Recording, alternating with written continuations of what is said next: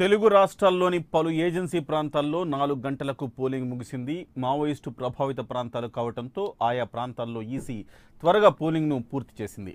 ఏపీలోని అరకు, పాడేరు, రంపచోడవరం ప్రాంతాల్లో పోలింగ్ ప్రక్రియ ముగిసింది.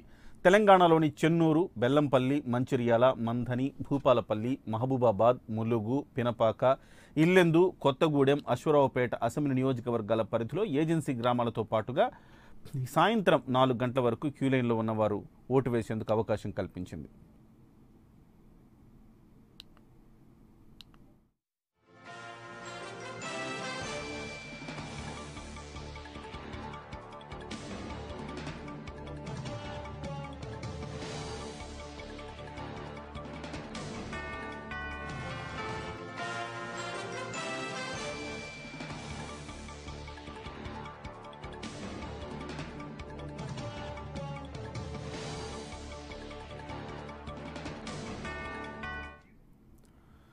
తెలుగు రాష్ట్రాల్లోని పలు ఏజెన్సీ ప్రాంతాల్లో 4 గంటలకు పోలింగ్ ముగిసింది. మావోయిస్టు ప్రభావిత ప్రాంతాలు కావడంతో ఆయా ప్రాంతాల్లో ఈసీ త్వరగా పోలింగ్ను పూర్తి చేసింది.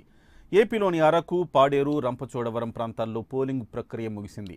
తెలంగాణలోని చెన్నూరు, బెల్లంపల్లి, మంచిర్యాల, మంథని, భూపాలపల్లి, మహబూబాబాద్, ములుగు, పినపాక, ఇల్లెందు, కొత్తగూడెం, అశ్వరావుపేట అసెంబ్లీ నియోజకవర్గాల పరిధిలో ఏజెన్సీ గ్రామాల్లో పోలింగ్ ముగిసింది. అయితే సాయంత్రం 4 గంటల వరకు ఎవరైతే క్యూ లైన్లో ఉన్నారో వాళ్ళందరికీ మాత్రం ఓటేసే అవకాశం కల్పించారు.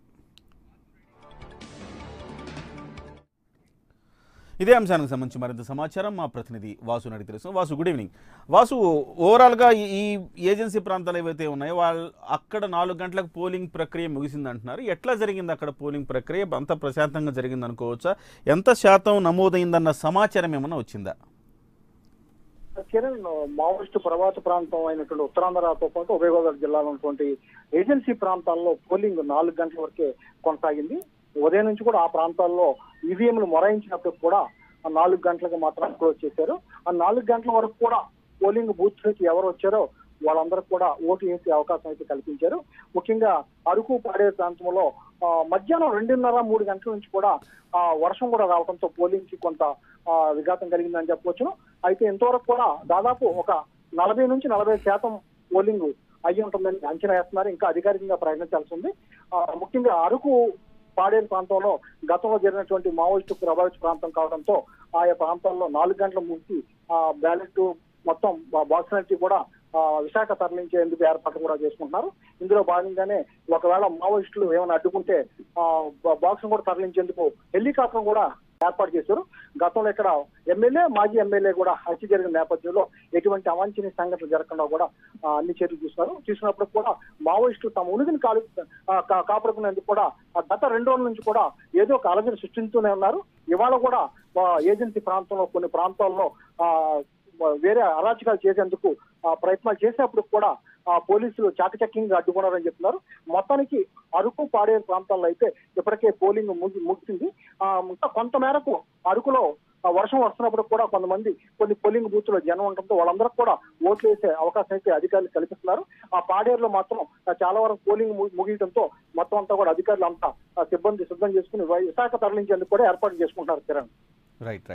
Thank you very much Vasu. మొత్తంగా ఏజెన్సీ ప్రాంతాలు ఏవైతే ఉన్నాయో అక్కడంతా కూడా పోలింగ్ ముగిసింది. ఎలక్షన్ కమిషన్ ఆదేశాల మేరకు పోలింగ్ ఎక్కడైతే నక్సల్ ప్రభావిత ప్రాంతాలు ఉంటాయో అక్కడంతా కూడాను ఈవినింగ్ 4 గంటలకల్లా పోలింగ్ ముగించాలనేది ఆదేశం. ఆ రకంగా ఇప్పటివరకు ఎవరైతే 4 గంటల వరకు పోలింగ్ అయితే అధికారికంగా ముగిసిందో, అయితే క్యూ లైన్లలో ఎవరైతే నిల్చొని ఉంటారు వాళ్ళందరికీ కూడా ఓటేసే అవకాశం కల్పించారు. అంటే మొత్తంగా 4:30 వరకు పోలింగ్ జరిగే అవకాశం ఉంది. అక్కడ జరిగి ఉండొచ్చు. అయితే మొత్తంగా ఎంత శాతం పోలింగ్ నమోదైందనేది మాత్రం అధికారికంగా ఇంకా ధృవీకరణ రాలేదు. కాసేపట్లో ఆ సమాచారం కూడా మీకు అందించే ప్రయత్నం చేస్తాం.